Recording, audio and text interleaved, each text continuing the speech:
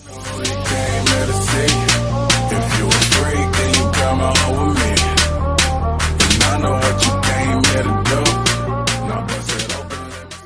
que vous allez bien. Nous voici pour une toute nouvelle vidéo. Cette fois-ci ça va être une vidéo en continuité encore avec les deux précédentes que j'ai faites. Donc c'est une vidéo 10 conseils pour réussir un examen. Donc c'est en continuité avec ce que j'ai fait donc. Et c'est par rapport aux examens qui vont arriver. Et je me suis dit pourquoi pas vous donner les conseils qui ont marché pour moi ou des conseils qui ont marché pour mon entourage. Donc c'est parti pour ces conseils. Donc il faut tout d'abord savoir que c'est un travail qui se fait en amont. C'est pas la veille que j'arrive et j'ai l'examen le lendemain et que je commence à réviser. Non, c'est un travail qui se fait toute l'année. C'est vrai qu'on dirait une prof qui parle, mais c'est pas du mensonge ce qu'on nous dit. C'est la vérité. C'est un travail qui commence dès le 4 septembre, hein, faut dire, le 1er septembre pour certains, je sais pas. Mais c'est un travail qui commence très tôt dans l'année et on a l'impression qu'on aura le temps, mais franchement je peux vous dire, on n'aura pas vraiment le temps. Donc franchement, commencez très vite à faire vos fiches, à réviser régulièrement parce que c'est ça. Deuxième conseil, c'est de suivre en cours tout au long de l'année. Franchement c'est un conseil que a vraiment, mais quand je vous dis vraiment, mais alors là vraiment marché pour moi. Parce que comment vous dire, toute cette année, j'ai absolument rien foutu. Parce que bon, je suis en ma seconde année de supérieur et c'est plutôt différent en fait du bac. Et je suis en BTS négociation relations clients. D'ailleurs, si vous voulez que je vous fasse une vidéo sur ces études-là, n'hésitez pas à m'en faire part. Peut-être que ça pourra aider et je pense quand même que je vais la faire. Ouais. Voilà. Donc ouais, c'est suivre en cours parce qu'il faut savoir que moi tout au long de cette année, j'ai fait que suivre en cours et que je ne faisais pas du travail à la maison, les devoirs maison que je faisais, mais sinon je ne révisais pas vraiment. Donc c'est le fait de suivre en cours qui m'a vraiment sauvée. Franchement je me suis tirée avec 12 de moyenne quand même, hein. Plus de 12 de moyenne et de second semestre j'ai un petit peu baissé, mais voilà, ça se ressent. Je suis pas là pour me plaindre mais pour vous dire comment ça fonctionne. Mais après ça dépend. Moi je suis en supérieur, ce genre de choses ça ne marche pas à la fac par exemple. En fac de droit ou en fac de langue, ça marche pas. Ça j'ai essayé de faire l'année dernière, je me suis retrouvée avec 6 de moyenne. Donc voilà, après ça marche pas non plus. Enfin, suivre seulement en cours, ça ne marche pas pour tout. Mais après il y a suivre en cours plus un travail à la maison. En fait c'est ça que je veux dire. Donc surtout pour le bac c'est du travail à la maison et aussi suivre en cours, c'est les deux qu'il faut faire. Voilà. Troisième conseil, ça va rejoindre la première vidéo que j'ai faite qui est dans la période des examens, c'est de faire des fiches, des carnets de vocabulaire parce que ça peut aider et franchement c'est l'une des valeurs sûres pour réussir son examen, c'est de faire ce genre de choses et de réviser tout ça tout au long de l'année et de le compléter tout au long de l'année. Quatrième conseil, c'est de s'entraîner seul ou en groupe aux exercices, enfin pas aux exercices mais plutôt aux épreuves. En général par exemple pour le bac ou les brevets, il y a dans certains pays où ça tombe avant la France, c'est-à-dire 2 à 3 mois, enfin non 2 mois avant la France à peu près. Des fois c'est à des jours ou à une semaine avant la France.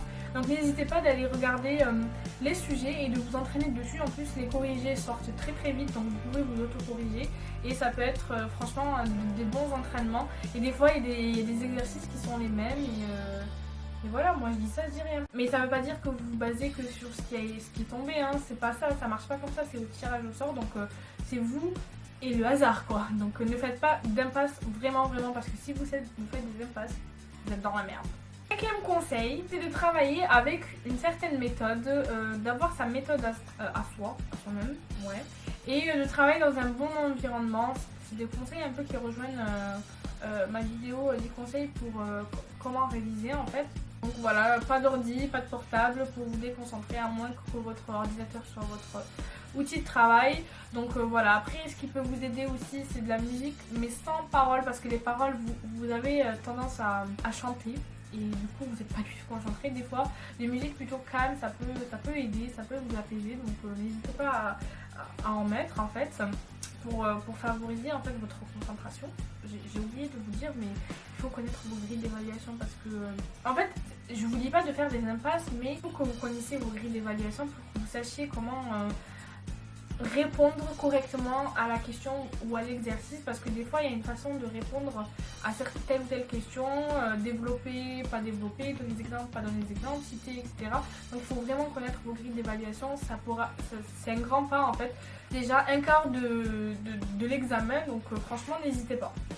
Sixième conseil, c'est se chouchouter la veille de votre examen. Franchement, ça va vous apaiser, vous n'allez pas être dans le stress, vous allez vous occuper de vous, donc franchement ouais, chouchoutez-vous, vous allez voir que ça va vous faire du bien. Septième conseil, c'est un conseil en fait pour le jour J, mais c'est un truc qui se prépare donc avant, donc préparez votre bouteille d'eau, votre barre de céréales ou autre chose à manger, préparez quelque chose à manger et surtout préparez votre matériel du style règles, blanco, stylo, prenez tout en double, on ne sait jamais, on ne sait pas sur quoi on va tomber, donc si votre stylo quand par hasard il va pas marcher, après taillez vos crayons si jamais vous allez utiliser des crayons, faites tout ça en amont comme ça vous allez gagner du temps. Huitième conseil, faire un programme, des listes de révision, c'est-à-dire que tout au long de l'année, quand vous allez réviser tout ça comme ça, mais après vous savez juste à un mois de votre examen, je vous conseille de vous faire un programme pour dire tel jour je vais réviser telle matière, tel jour je vais réviser celle-ci, etc., etc. Et comme ça, parce que des fois il y a trop de choses à réviser et du coup ça va vous permettre d'étaler les matières en plusieurs jours en fait. Et ça peut être sympa comme ça, vous pouvez mieux intégrer, vous pouvez mieux mémoriser tout ce qu'il y a à mémoriser.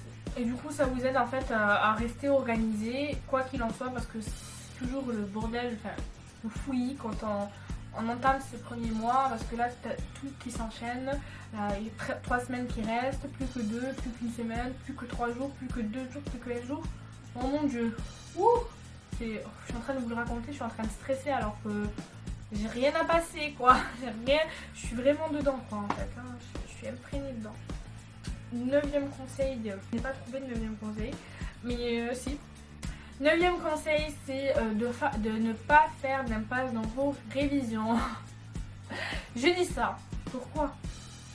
Parce que moi j'en ai fait une. Et bien sûr quand on en fait, c'est là où ça tombe, hein, forcément. Alors en fait, c'était quand j'ai passé mon bac, donc c'était il y a 2 ans. On s'est tous dit ouais il y aura pas géographie parce qu'elle est tombée l'année dernière, forcément on aura histoire.